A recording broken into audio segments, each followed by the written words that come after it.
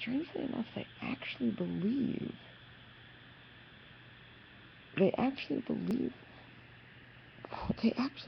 this isn't real. I mean, it's not.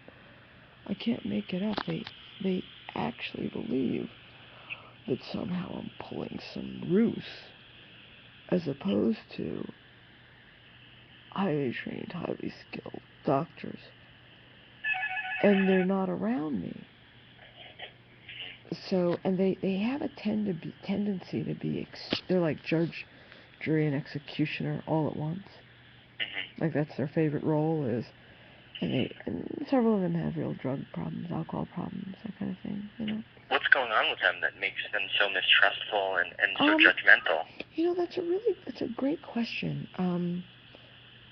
I think one of the reasons is I think, I don't know, but I almost wonder if drug addiction or alcohol addiction makes somebody innately mistrustful, because as one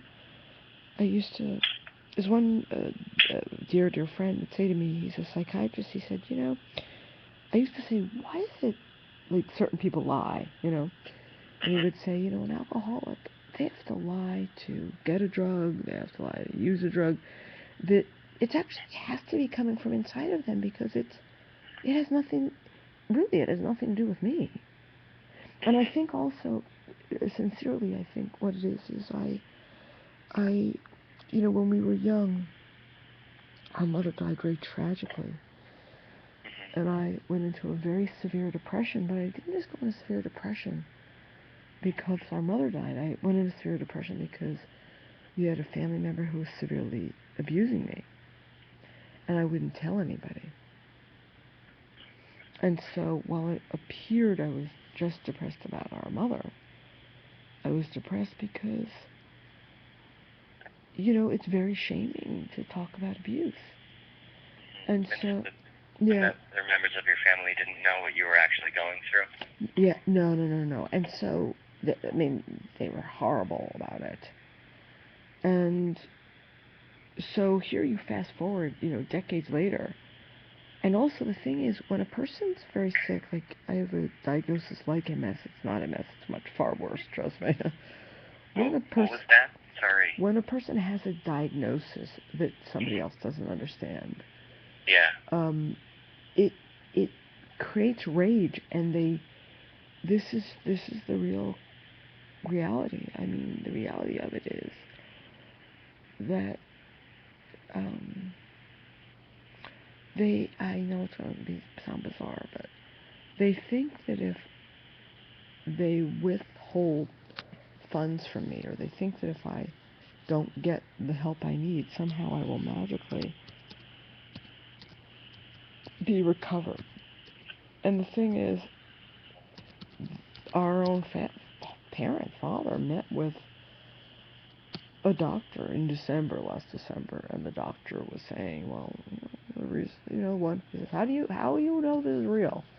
Well, she said, well, first of all, I'm a doctor, and second of all, you know, your daughter's on so much medicine that if she wasn't on the medicine, she would die, and she's taking medicine that if she didn't take it and didn't help her, she would die from the medicine. So we're talking about a man with a razor-sharp mind who was like, well, I'll never convince anybody else. And I have so deteriorated that last night I'm just looking for a small hospice. I've been destroyed by their evil and their arrogance and their judgments and their cruelty. And awful. No, I call them the worst people in the world. And the reason... Sounds like they've been working hard to earn that title. Thank you. Yes, I would say, quite frankly, yes. And I'm up many times during the night, medicating, trying to get through the night, and the lowest moment is, you know, the worst thing is I actually do consider very seriously ending my life, because how on earth can Are you having thoughts about suicide? Well, I'm not having, like, an active thought of suicide right now. I'm not like, oh, I've got a knife or a gun. It's not like that. It's more that I'm being driven over the edge by And there's a guy a friend refers to as a shill. I said, so there's a guy who like manages my family. You know, he manages me. I better not tell the truth. I better keep my mouth shut. And in the midst of this, the one thing I'm not getting, this is August, if I'm not mistaken, right? Aren't we in August?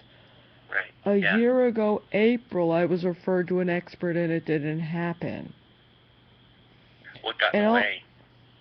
Them. I'm not joking. Since in 3 years, I have not been able to see an expert who could save my life. No exaggeration. Who on earth would choose to be housebound and be isolated and alone and have medical emergencies? Like, hear my voice. Like, I'm in such a bad, I don't know how I got through the last 24 hours. It's hard to breathe. It's shocking. And nobody has intervened on my behalf in any way. It sounds awful, and like you're left to fend for yourself in the situation. And I just want you to know. I am. The thing about it is, I'll leave you with this. I come from this old prominent family, right? So I've ended up taking my life. I just want you to know before we continue. You said that you're not having those thoughts right now. No, I was interrupting you to tell you the opposite. Okay. To say that if I were to end my life, I come from an old prominent family, and where would this be? Right on the front page of a darn newspaper. And then somebody would say, how on earth did she get through this alone? And then there would be an autopsy. And then somebody would say, then they'd be like, whoops, you mean she really was sick? Like, they're insane. So that would kind of incriminate your family for being so neglectful and so emotionally abusive? Well, yeah, a social worker a year ago said to them, if you don't help her, we are going to, that you would be charged with negligence. Well, the social worker didn't hang around, but I went into, then that's shocking, that I went into a nursing home where I was horribly abused. Horribly. Physically, emotionally, psychologically, sexually abused, robbed. In fact, the state came in and determined my civil rights were violated. Yeah, so here I was. I fled for my life. I ended up homeless in a motel. You can't make this stuff up. And the weirdest thing about it is, since that time, I lost everything. I just lost everything. Where does that leave now? That leaves me now very desperate. I still have a lot of injuries, and where it leaves me now is really thinking, not only are my family, do they earn it, but they actually justify their neglect and abandonment of me. One doctor said something very profound to me. He said, if they acknowledge what's going on with you, then they actually have to look at their role and what happened to your mother. And they're never going to do that. As long as they can swim down that sea of denial, why would they look at themselves? I have a brother who's never been kind. He's never been decent to me. He tolerates my existence, I'll put it to you that way.